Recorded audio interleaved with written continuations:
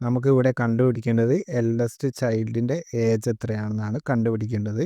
നമുക്ക് തന്നിട്ടുള്ളതെന്ന് പറയുമ്പം 5 ചിൽഡ്രൻസിൻ്റെ ഏജ് അത് തമ്മിലുള്ള വ്യത്യാസം എന്ന് പറയുമ്പം 4 ഇയറാണ് അതിൻ്റെ വ്യത്യാസം.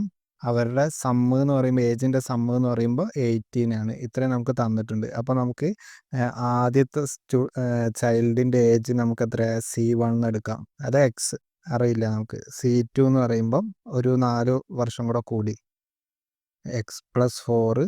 C3 എന്ന് പറയുമ്പം x+8. C4 എന്ന് പറയുമ്പം x+12. C5 5 കുട്ടികളാണുള്ളത്.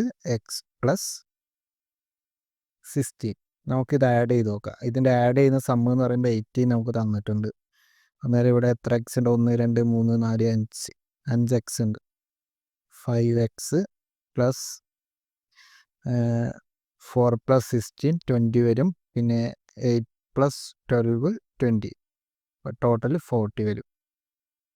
നമുക്കിത് സിംപ്ലിഫൈ ചെയ്യുമ്പം 5x = 40 കിട്ടും. എക്സിൻ്റെ വാല്യൂ എത്രയാണ് വരിക?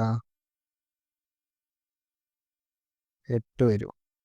എൽഡസ്റ്റ് ചൈൽഡ് എന്ന് പറയുമ്പോൾ മൂത്ത ചൈൽഡ്, ഏറ്റവും പ്രായം കൂടിയ ചൈൽഡ് എന്ന് പറയുമ്പോൾ എത്ര വരിക? C5 ആണല്ലോ പ്രായം കൂടിയ. C5ൻ്റെ വാല്യൂ എക്സിൻ്റെ വാല്യൂ നമുക്ക് കിട്ടുന്നുണ്ട് 8. 8+16 എത്ര വരുന്നത്? 24.